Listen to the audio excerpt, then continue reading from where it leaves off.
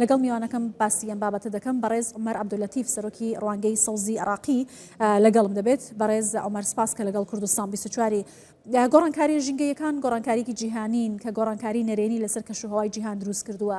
حکوومەت یاریمی کوردستان توانێتی تا ڕادێک ڕوبەڕووی ئەم گۆڕانکاریانە ببێتەوە. تا چه ڕادێک توانوێتی سەرکەوتوو بێت لە کارەکانیدا بە بەراورد بە عێراق ئەمە چۆن دەبینی؟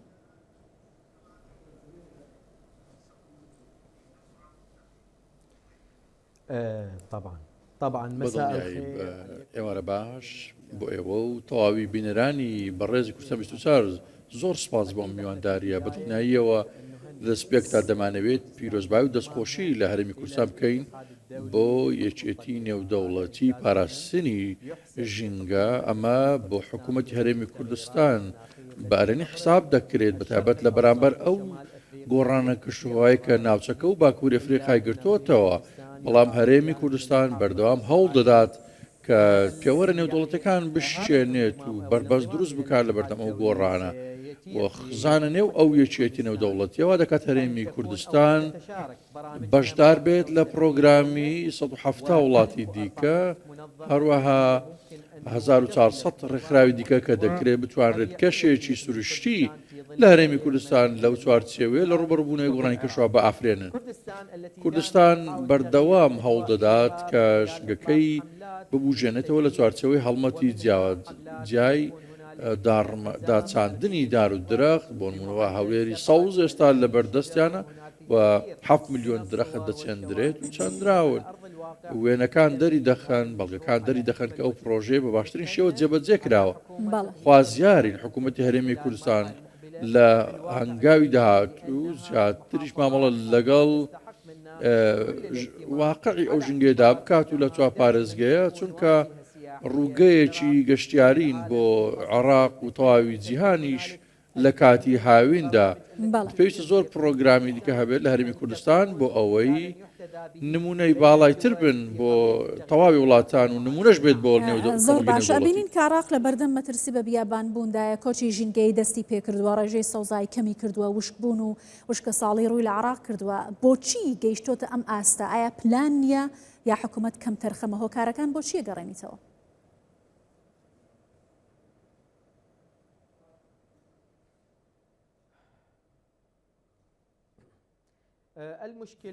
کێشە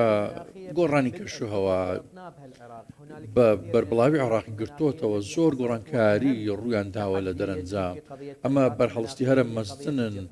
ئەویش وشکە ساڵیە کە هەرم مەزنەکەیە لە نێوان ئەو کێشانەدا لە ماوەی ساڵانی ڕابردوو ئەو ساڵێک کەمانی ڕابردوو دەرەنجامەکانی زۆر بە دیارکەوتون بە تایبەت و شکالگەڕانی زۆرگاوەکان و تایبەتیش لە پارێزگای دیقار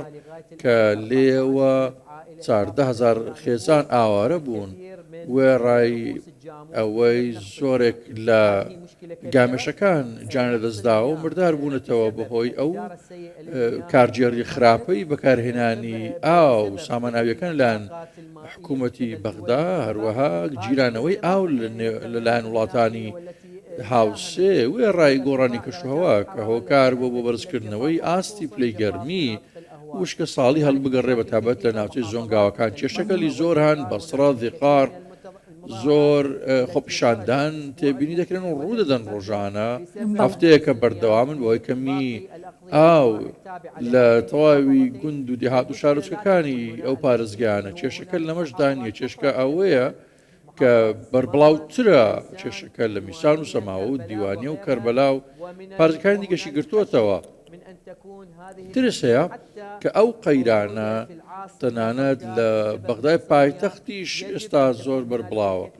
پێویستە چارەسەری زۆر بێنە پێشەوە پێشنیاز بکرێن بۆ پاراستن و هێشتنەوەی ئاوی. ئاماژەت بە دۆخی بەغدا کرد، بەڵام دیاردەیەکی دیکە هەیە ئەویش بڕینەوەی دارە لە بەغدا کە ئێستا بۆتە دیاردە. بۆچی ئەم هۆشیاریە بڵاو نەکراوەتەمە؟ چه کاریگەریەکی لەسەر ژینگەی بەغدا بووە بەگشتی ڕێژەی سەوزایی؟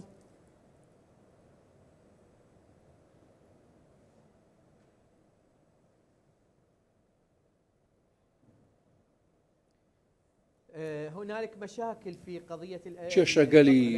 زۆر هەن لە بڕینی دار و درەختەکان ئەمە لە مەسەدی عێراقی ئاماژەمان بۆ ئەوە کرد کە ملیۆن درەخت لە ماوەی 2 ساڵ لەنێو چوون بە هۆکاری بۆ نمونە وشک هەڵگەڕاندنی یاخود سووتاندنی چێلگەکان بۆ پرۆژەی خزمەتگوزاری پرۆژەی گشتی هەروەها بۆی ماسی گرتن یاخود بخێوکردنی ماسی کە دەستی بەسەر زۆربەی پرۆژەکانی وەکو زەیتون لە مووسڵ و واسط داگرتووە بێجگە لە شوێنی دیکەش واتە ئەو پارت زەویانە دەکردرێن و وێران دەکرێن لەو پێناو ئەو بازرگانیە کاتیە و پرۆژەی گەشەپێدانی واش کە ئەنجام دەدرێن زیاتر لە ناوچەی سەوز ئەنجام دەدرێن لەو ناوچە زیندوان ئەنجام دەدرێن هەن کە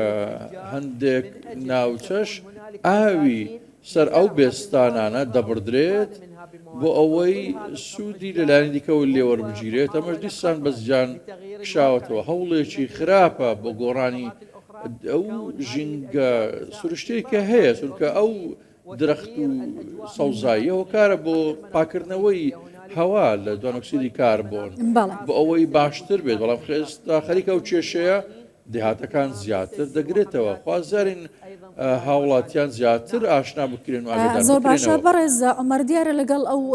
بابەتەی کە باسمان کرد بۆ بەرزکردنەوەی ڕێژەی سەوزایی یا مەترسیەکانی بە بیابانبوون و کێشە سروشتیەکان کە گۆڕانکاری کەشوهەوایە حکوومەت یاریمی کوردستان پرۆژەی ڕووناکی جێبەجێ کردووە کە بۆتە هۆکاری کوژانەوەی زیاتر لە 3000 مۆلیدە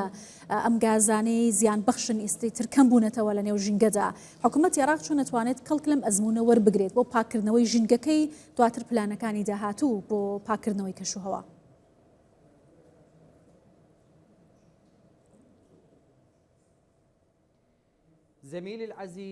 بەڕێزم ئەوەی پێیوەستە بە بەغداد ئاستەنجی زۆر هەنوک هەولێر نییە دەبینین بەرفراوانێکی زۆرترا ڕەنگە جڵەوکردن و ئاراستەکردنی ئەو هەموو پارێزگا لە عێراق ئەستەمتر بێت و بەشێک لە مۆلیدەکانی کەساتێت جێبەجێکارەکان و ناتوانرێت و بکوژێندرێنەوە چونکە سەرچاوەی داهاتە بۆ هەندێک کەس هەندێک کەسی دیار و لە هەمان کات 2 ملیۆنی و ئۆتۆمبیل هەن و ڕای ئەو هەموو کارگانەی کە هەن کارگەی پیشەسازی هەن و سووتاندنی پاشماوەکان وای کردووە بەغدا شارێک بێت چی دیکە بۆ ژیان گونجاو نەبێت وەکو نیودلهی و قاهرەی بەسەر هاتووە وەکو ناوچەکان دیکەی بەسەرهاتەوە بەهۆی خراپی کەشەکەی و دەرەنجامی خراپ بەڕێوەبردن ئەوەی کە ئەنجام دراوە لە هەرێمی کوردستان ئەمە زۆر بە ئەرێنی لەسەر هەرێمی کوردستان تۆمار دەکرێت کە دەبینێت کە دەرفەتی دیکان بۆ دەڕەخسەندرێت و مۆلدەکانیان دەکوژێندرێنەوە واتە ئێستا کارەبا 24 کاتژمێرە لەو بابەتە بەغدا و پارێزگاکانی دیکە ئەستەمتریان لە بەردەم دەبێت چونکە ئەو مۆلیدانە هی کەسایەتی دیارن کە لەلایەن حزبەکانەوە پاڵپشتی دەکرێن و ئەوانیش پارەیان پێدەدەن و پارەداریان دەکەن. باڵە سپاس دەکەم بەڕێز عومەر عەبدولەتیف سەرۆکی ڕوانگەی سەوزی عێراق لە بەغداوە لەگەڵ کوردستان 24 بۆی سپاس.